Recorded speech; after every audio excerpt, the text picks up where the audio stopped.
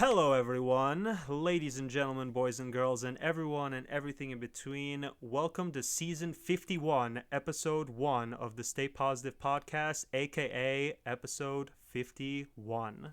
I'm Alex. That was good, actually. I liked that. That came out Thank of you. nowhere. Season 51, episode 1. Yeah, we had 51 seasons, all one episode long. Fair enough. That's cool. And I'm Pete, by the way. In case you forgot. So, anyways, the other day I found that YouTube video. This YouTube channel, Aperture, by the way. Big ups to that guy. He makes great videos.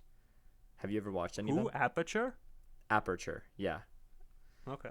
Really great, intelligent videos. Does a lot of great research. The cinematography is incredible as well. But anyways, I found that video on the Dunning-Kreuger Effect that he made. And I sent it to you, and you were like, whoa, I know this. Yeah, I wasn't like, whoa. I was like, yeah, I have experience with it. But for our audience who may not have had the luxury of coming face to face with it, although I sincerely doubt it in my opinion, would you care to explain what the Dunning-Kreuger effect actually is? Yeah, so the Dunning-Kreuger Effect, as per Wikipedia, of course, hypothetical cognitive bias stating blah, blah, blah. No, in reality, what it is smart people tend to underestimate their ability to do stuff, and not smart people tend to overestimate their ability to do stuff. So, for instance, you'll see really high intellectuals, they will kind of not underperform, they will undershoot how they expect themselves to do something, especially in their field of expertise, probably because they're so high and mighty and They have high standards for themselves. yeah, they believe that they can always achieve more and whatever. And then there are the people that think that they are of that level, but in reality they are not, and instead just choose to tell people that they are. And they also end up, like I said, underperforming, and it's just a complete overestimation of how skilled or how competent someone is versus their actual perception of their competence. Yeah. So it's interesting. It's really interesting, and I've seen it definitely in my life. I've seen it I a have lot. too. I think you sent a message to me. You gave an example where like over 90% of managers, they think that there's a problem in the workforce, but only 50% of them think it's their fault or they have anything to do with it. Yeah, I remember reading that. I don't even know where I read it, or maybe I watched it in a video, but it was one of the funniest things I'd ever read, because it's literally the token thing you can say about this. Yeah, it's never my fault. I'm never wrong. It's always someone else that's the problem, not me. Yeah, literally. Where's 'Cause the I'm too accountability, good. people? Come on. Yeah. So in case that definition was a little nuanced or whatever, I don't know. Here's the dumb version of the Dunning-Kreuger effect. So audience, if you've ever met a guy or girl and they talk about themselves in such a high regard and say they're super skilled, and then you see them in action and all of a sudden, not only are they not as skilled as they perceive themselves as, they happen to be the least skilled individual of your group. That's basically it.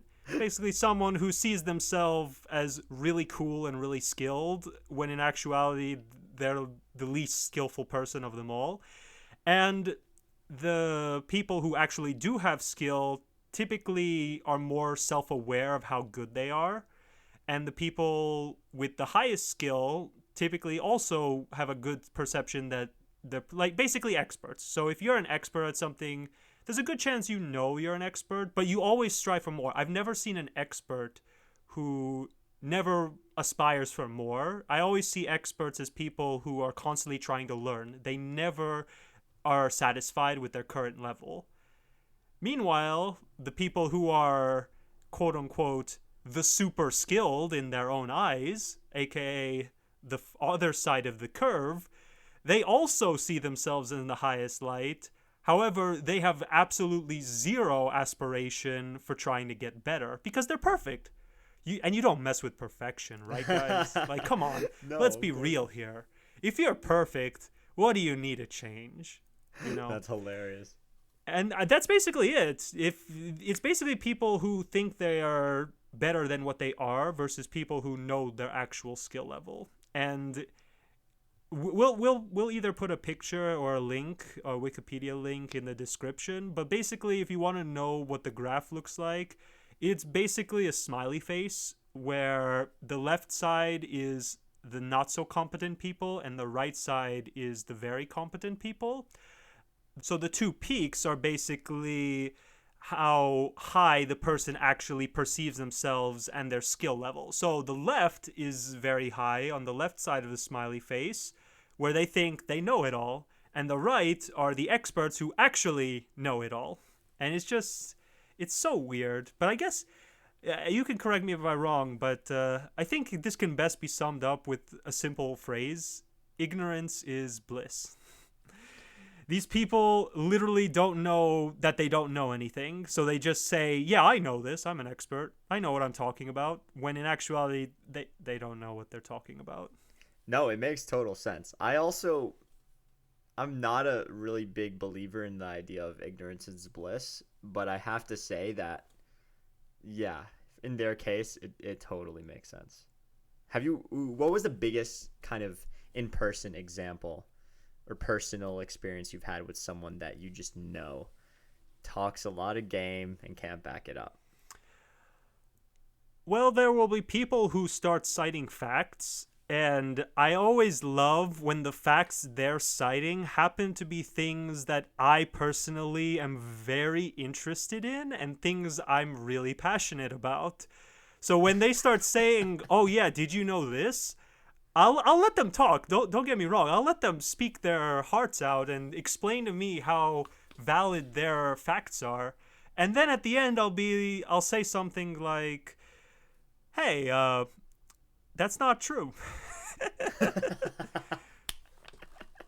Not obviously not so crudely, but I will at some point hint at the fact that, hey, by the way, there are certain parts of your thing that I know aren't true. I think I don't want to get personal with any of my friends or enemies, so I guess I'll say something. I'm a bit of a tennis fanatic, so I know a lot of trivia facts and a lot of history about tennis. And sometimes I'll meet old people at tennis clubs and such, and they'll say, "Oh, in 19 something something, this person beat this person," and I'm like, "No, they didn't. That's not what happened."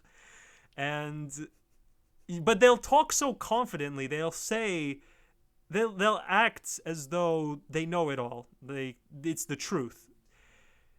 And it's very peculiar to see what happens when you tell them that's not what happened. This is the actual thing that happened, and they kind of, that facade starts to break, and they admit that, oh, I may have gotten this wrong. And it's funny. It's funny, but did it ever happen at work? Did I ever meet someone who acted smarter than me at work? I feel like that definitely has had to have happened to you. I feel yes. I feel that probably has happened. I feel because I was so not. I'm not bragging because this specific job, the level was not the highest, but I do feel that my level was good enough for that position, such that even if they tried acting smarter than me, I would just so quickly eclipse what their perception of smart was that it wouldn't matter. You know? Wow. I'm trying not to brag, right? But the level of work they were giving me versus the level of work I'm capable of doing clearly did not match. And I don't know what their expectations of how good or bad of a worker I was, but every time they gave me something to do, I would finish it immediately. And they would come back to me. I would go back to them and I would say, "Here, it's finished." And they would say, "You finished? I expected this in a week, not half an hour." And I don't think that's an inherently. Like I said, I don't want to bring up any names of friends, former friends, or enemies, or former enemies. Enemies.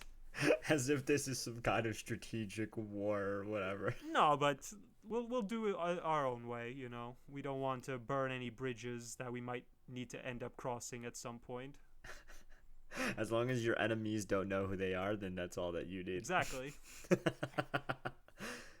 No, I do have to say the whole ignorance is bliss thing works out for those people. I also do think though that the opposite is true. Or I'm a non-believer in the exact opposite, right? Because having too much non-ignorance also is not very blissful at all. Think about the people that are plagued with having a lot of knowledge. They either have just so many problems they cannot answer, or all the solutions to the world and yet nothing to do with them. Because if you talk to some of the smartest people in the world, they're either still growing that knowledge base, or like I said, the other two things. You know, they're not really as happy. And that just proves that there is just something way more than acquiring all the knowledge, all the information, right? I believe that in life there's a certain extent of living to see the end, living to find out more truths, living to, dare I say, compound the human knowledge. Hashtag Right. episode 50. Yeah. But it's just strange bringing it back to Dunning-Kreuger. It's just so weird to see people act smart. It's just such an odd thing, because you know me, I'm not the person who likes showing off, at least not very often. I usually prefer to stay in the background and just do my work and let my work speak for itself. And I feel people on the left side of the Dunning-Kreuger curve are just literally the polar opposite of my mentality of all talk, no show. Act smart, don't be smart. Right. And it's just weird seeing people like this in real life. Yeah. I've met a lot of people that do that stuff. I will also definitely not name them, but you know who you are. Or maybe you don't. Ooh. Exactly. But anywho, so going along with the theme of information, kind of psychological information, effects, laws, things, whatever. You hit me with another one, which I thought was even more. I mean, this is more granular, but I thought it was even more profound because, I mean, the implications of some of these things are just so freaky because you can imagine them. You can literally imagine yourself in that situation. You can imagine people you've ever interacted with in that situation as well. You And it's literally freaky. see it in real life too. Yeah. So it's just codifying human behavior basically. So the Streisand effect, I'll give you the Wikipedia definition. Basically, is a phenomenon that occurs when an attempt to hide, remove, or censor information has the unintended consequences of increasing awareness of that info. Blah blah blah blah blah. Basically, when you try to remain super inconspicuous, or whenever you want something to remain inconspicuous, it ends up actually doing the exact opposite, which is bringing it to way more attention and light than you had originally wanted it to. So it's actually kind of ironic because I've literally seen this happen in real time. And also there's the human cognition effect of where even if it may not be happening, your bias being in that moment at that time and over analyzing and overestimating this thing happening is just going to make you feel like it's way more sought after and being paid attention to anyway. So it's like even if it's not happening, it's still happening in your head, and since you're the one that's controlling how you feel, it basically makes no difference in the end. Isn't that weird? It sure is something. But going back to the ignorance is bliss statement, I think this is actually a pretty good effect in suggesting that humans not necessarily are happier, but are naturally inclined to being not ignorant.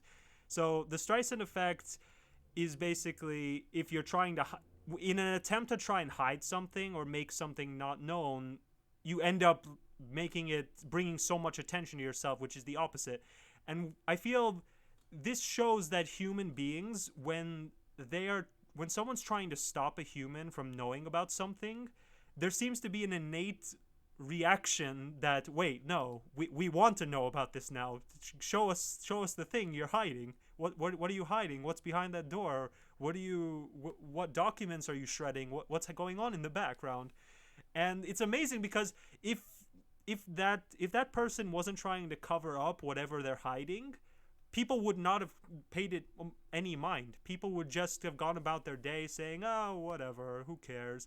But it's the fact that they're trying to hide it and say, "Oh, there's nothing over here. Don't come look here. There's nothing to see, nothing to see here." As humans, we seem to really want to see what's behind that door. We want to go there and say, "Wait, no. Show us what's behind the curtain. I'm curious now. Don't leave me hanging." And I feel like that's a pretty good, not reference, but it's a pretty good showcase that humans, once we know something, we want to keep knowing. We don't want to stay ignorant anymore. So there's our second jab at the ignorance is bliss statement. Interesting. I really wonder.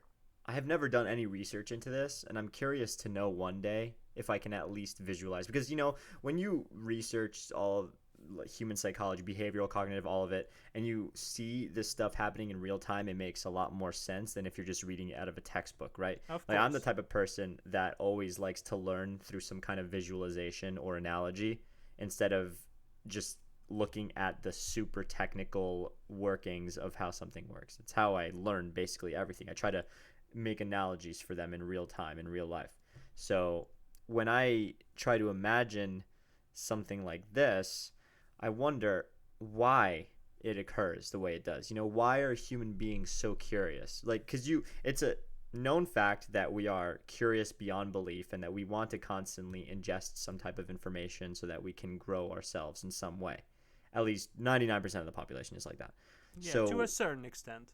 yeah, but why? Is there some kind of survival mechanism that requires us to be acting this way? Is there an innate drive besides the need to survive that makes us do this? Is there some kind of incentive that's created as a result of, the societal norms that have perpetuated themselves around us? I'm curious, really. Maybe you could argue that curiosity is just the evolution of adaptability. We are capable of adapting in any situation because we don't remain stagnant. If, like, let's say you're freezing, you could just sit there and do nothing and with like a loincloth on as a caveman and do nothing, or you could hunt an animal, skin it alive and put it over yourself or something. And these are two different situations. You could just sit there and do what you've always been doing and staying there freezing, or you can try something else. And maybe because we're still alive today, humans have just spent millions of years honing this adaptability trait to the point that now, even though survival at least for first world countries, survival is not particularly difficult, but we still retain our ancient ancestors' traits of adaptability in the form of creativity. Wow, that was perfectly articulated. I honestly didn't ever think of it like that, but it makes complete sense. At least that I think. I'm not a doctor. I'm not a archaeologist or whatever. I mean, that's what something I would really love to ask just a either practicing cognitive psychologist or biologist studying evolution or I mean, it evolution makes theory. sense to me because I look at some animals that went extinct, my favorite being the megalodon shark, and because it's so much bigger and deadlier than the great white shark, which is usually the shark that people are the most afraid of. But how can a creature so big go extinct? And I realized well, not realized. I read somewhere that the megalodon shark went extinct because it had no way internally to regulate its heat. It couldn't warm itself up, so it most likely literally froze to death in the water. Whereas the great white shark, even though it's significantly smaller than the megalodon, it actually can regulate its internal heat, so it can swim in the cold water or it can cool itself when it's in the warm water.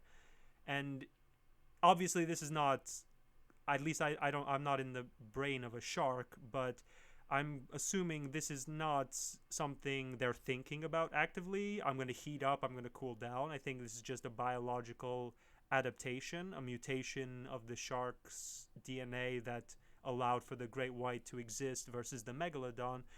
But it's this kind of adaptability traits that animals need to have such that they will survive. Because if you don't have the ability to adapt to your circumstances, you die. You go extinct. There's nothing, you can't do anything anymore. Wow. By the way, while you were giving that whole explanation, which first of all makes complete sense, I fact checked you, and you were completely on point. I mean, like you hit it on the head. It is literally an adaptability trait that we have. It's Sweet. the act of seeking more information. Yeah, I don't know. You just kind of pulled that one out of your ass and you got it right. Lucky guess. Put me on Jeopardy. That was good, dude. Big props for that one. But Thank you. Thank you. anyways, so the last one gets to the most granular point on the theme of this whole information and our obtaining of it and why it exists in the first place. And this is one of the funniest ones, I think, because you see this all the time on the internet, and you can literally go and try it yourself right now, and you're going to see an immediate occurrence of this thing happening. So it's called Cunningham's Law, and once more, just for the fun of it, the Wikipedia definition, or whatever this is, all right, the outline, is basically the best way to get the right answer on the internet is not to ask a question, but to post the wrong answer. So I'm not even going to need to re-explain that because that's pretty understandable enough. That's pretty self-explanatory. I've personally never done this, but I've seen it in classrooms before, especially in school, where someone will just blurt out an answer impulsively when a professor or a teacher asks something, and then immediately another student will shoot their hand up as if being more impatient to get the answer right. And when that second person is wrong, it's just a completely cascading effect of, oh, who wants to disprove who, or who wants to be the person that got the question right.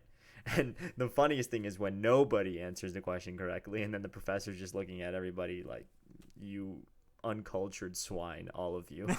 You fools. Yeah, so I think it's cool. But like I said, on the internet, you will see this. If you try to answer something really simple on Yahoo Answers or Wall Street Bets, Reddit, whatever. Or Stack Exchange for all the programmers out there. Stack Overflow. Oh shoot. You're a fake. No, I swear there's something with the word exchange that exists. I'll find it. Don't worry. No, it does exist. I'm messing with you. Anyways, if you try to do something like that, you will immediately have someone correct you and, of course, give you the right answer, which is hilarious to me because instead of wanting to actually, answer for the purpose of disseminating the proper information, you just want to make it known that you're right. And most people will do this. I don't want to disagree, but I also can't. I like to assume that when someone posts the wrong answer, there are at least some people who are doing it from the goodness of their hearts, not just trying to rub it in that they know more. Listen, man. So let's just say that some people do it selfishly to prove how smart they are, and others are just good souls. Yeah, listen, man. I'm a believer in altruism. I think that everybody's got a little good in their heart, no matter what. But there are those more nefarious actors that they don't care. It's like remember when you talked about me, or not about me, you talked about this a while ago when we were doing the game theory episode, where there are people that just troll in games or just mess around for the purpose of messing around. They have no true motive or incentive other than to cause chaos. Yep. So I have to believe that there are some like this as well. Yeah, you're not wrong. Let's just say not everyone's like that, Yeah, which brings some peace to my heart. I gotta say, I prefer that.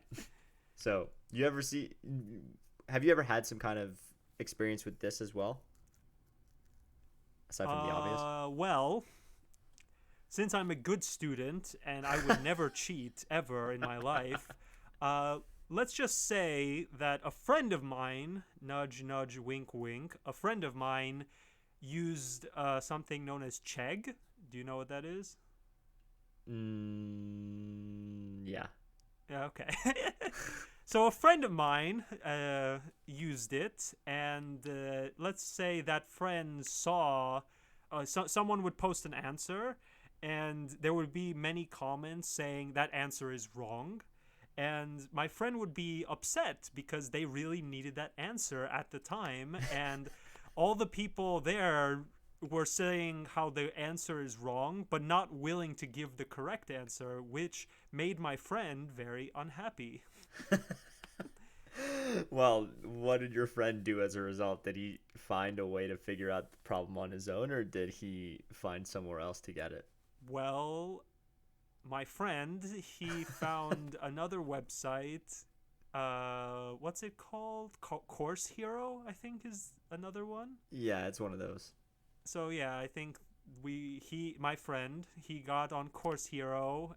He signed up and he found something of a similar problem. It wasn't the exact problem, so he couldn't copy it word for word. Not that my friend would ever cheat, of course. He was just looking for some inspiration, obviously. And my friend eventually figured out, or was able to do the assignment with relative quality, to put it nicely. He was able to finish the assignment. He was able to do it. I don't think my friend got a perfect score on that homework, but it's better than what he would have gotten completely winging it, I'd say. So good on my friend. I support him. You're such a clown. No, but anyways, I think if I tried to do something like that right now, I mean, I would have the entire internet just jump down my throat and say, why are you contributing less knowledge to the collective IQ of humanity by posting wrong answers? I think it's because, well, actually, I'm not even sure. Do people post wrong answers intentionally, knowing this is going to happen, or do they actually try in earnest to answer the question correctly, and they just happen to be wrong? I think for Stack Overflow, for example, there's a lot of instances where either A, people will find different answers that can work, or different solution mindsets, so different styles of solving the problem. Not explicitly the code per se, but they will explain different thought processes as to how to solve the problem. Unfortunately, to some people like me, these different processes sometimes don't mesh well with each other, and in fact go in polar opposition to each other. So it's hard for me to borrow that stuff if I don't know which one works, and I don't know that the two of them or three of them or however many of them don't actually work together. So that's nice. But I do believe that, because we use Blender, for crying out loud, so I really love open source software. I really love that stuff. And because it just shows that there's like a community of both really gifted people and moderately like hardworking people working together to like make a product that everyone likes. And everyone has their own qualms with it, and they work together to make it good. And I don't know, that's really cool. And This is why blockchain is the future. yeah, buy Bitcoin and all that good stuff. But it's just amazing that people can come together to solve answers. It is unfortunate that the way of the internet works, people only like, well, not, I already said not everyone's like this, but people like to show off how right they are and how wrong other people are. And I think you asked me for an example, so I gave you the example of my friend, but I can give kind of less concrete, but definitely something everyone listening on this podcast and everyone on, at least anyone with access to the internet, is 100% aware of. And that is the beautiful, wonderful hell spawn cesspool that is Twitter. So, Twitter, for those of you who don't know what Twitter is, which is probably no one, but if there are, don't go on. Take it from me. Don't do it. I will It's not worth always it. I'll always be completely anti that sentiment. Please go on Twitter. Please engage with the masses that are just trying to throw their beliefs at you, because it will also prove your mettle. If you really have some kind of beliefs or knowledge that you understand fundamentally and don't ever think someone can take away from you, I urge you to go and challenge them.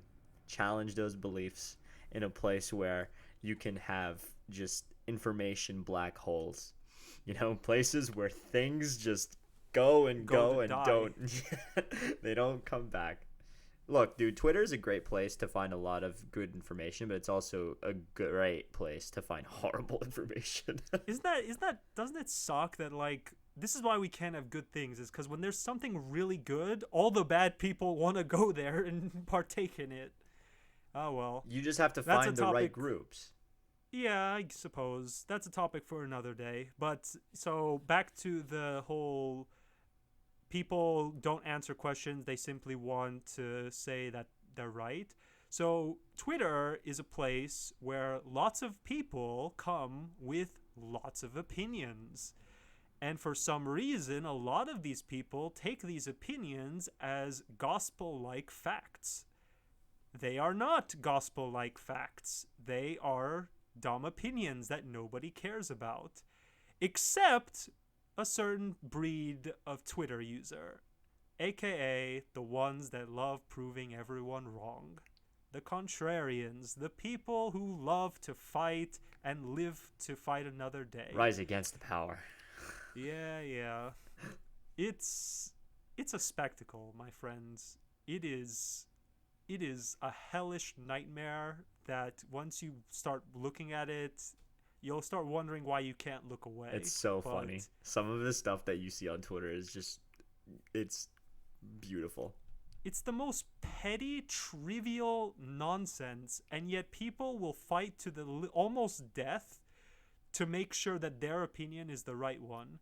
Meanwhile, if you ask a question, I guarantee you no one's gonna like hate or love your tweets. They're just gonna like pass it on and just ignore it. But if you state an opinion, God help you. Just God help you. That's not completely the point of the Cunningham law, but I feel there's a strong relation to just the need, the weird desire to just stomp out answers that are wrong to you. It's Yeah, man. I mean, competition that's the whole point of competition, right? Competing opinions fall under that scope. So if you find that there's some kind of way to eradicate that wrong opinion, you're going to do everything in your power to do so. It is just inherently it's how just we're built. unfortunate because the whole nature of opinions typically is there aren't for the most part there are definitely things that I think universally we would agree on, but there are a lot of things that are subjective that don't have a right answer. So to see people so vehemently try to proclaim their answer to be the right answer is strange or weird or just For lack of better words. yeah, or petty and scummy if you really think about it for more than 5 seconds, but it's just a very strange phenomenon to see. And I personally am a believer of live and let live and agree to disagree. So if you have a thought that I don't agree with or I don't like, as long as there's nothing I can say to disprove you, then I'm fine with you having that thought. However, if I can, I will. And I guess that makes me similar to them to a certain extent. Yeah, dude, you're falling prey to the god complex right now as It's well. different because I don't use feelings to try and like if I don't like something, that's not going to be my go-to response for why it shouldn't exist. you know? I You're a perfect stone wall. You have no emotions. You're No, just all Pete, logic, that's all not fact. what I was gonna say.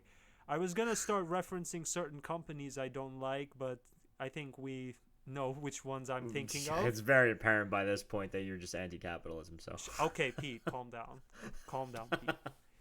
I am not anti-capitalist. I love capitalism, but it is flawed, and there should. And wait, no. I love capitalism. I don't like monopolies or monopolistic tendencies. That is my PSA for today.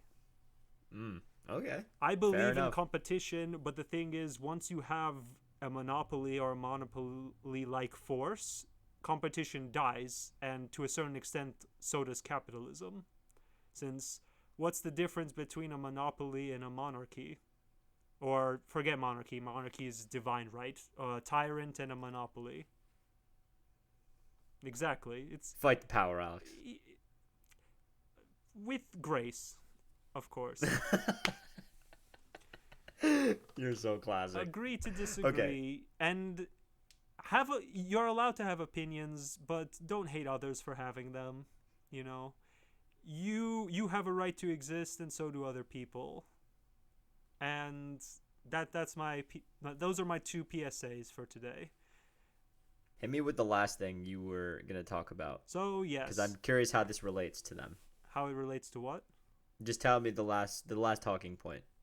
Okay, so being the Stay Positive podcast, I thought this was a funny thing to come across, and I do believe most people from high school, or if you're a fan of Phineas and Ferb, the creators made a sequel to that called, I think, Murphy Murphy. No way. So you might know what I'm. It's not a sequel, Pete. It's just it's like another show made by the same guys. Anyway, the last law I like to talk about is something called Murphy's Law. So, for those of you who don't know what Murphy's Law is, allow me, instead of Pete, to give you a Wikipedia-like brief description. So, number one of Murphy's Law. In any field of endeavor, anything that can go wrong will go wrong. Well, ain't that a positive way to go about life? Marvelous. Number two, left to themselves, things always go from bad to worse. Who's this Murphy guy, man? And why is he so damn depressing? He just had a bad day, Okay. I suppose. Keep going. Number three, if there is a possibility of several things going wrong, the one that will go wrong is the one that will cause the most damage. Bro, this is actually pretty horrible. This is genuinely depressing. It's not. We'll don't worry, Pete. We'll talk about it. Number four, nature always sides with the hidden flaws. So I assume that just means nature is out to get you, but we're always out to get nature, so that's fine. Yeah. Ugh, that's tough. And last, number five, if everything seems to be going well, you have obviously overlooked something. Okay, that's just the cherry on top of it all, man. Look, I've always said that, life is a bunch of up and downs and roller coaster. Don't expect your high to stay high all the time. But that's just saying, okay, you know what? You're happy. You deserve to be sad now. Like, come on, man. I think What kind of stuff is that? That's a nice cherry on top of the cake, I think. I'm not with that So- energy, but tell me, how does this relate? I just think it's funny, especially with how like social media is nowadays. So many people talk. I think people use social media now to like rant, and because cancel culture is a thing, people use people's rants against them. So things can definitely go from bad to worse if you're not cautious or careful.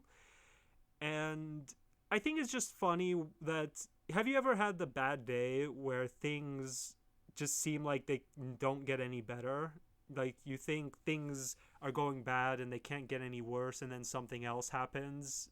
Yeah. Or if you've ever seen a movie per se, and someone's just going through a horrible time, and then they say something cliche like, how can things get possibly worse, or there's no way things can get possibly worse, and then all of a sudden it starts raining and like cats and dogs starts piling the streets or something like that.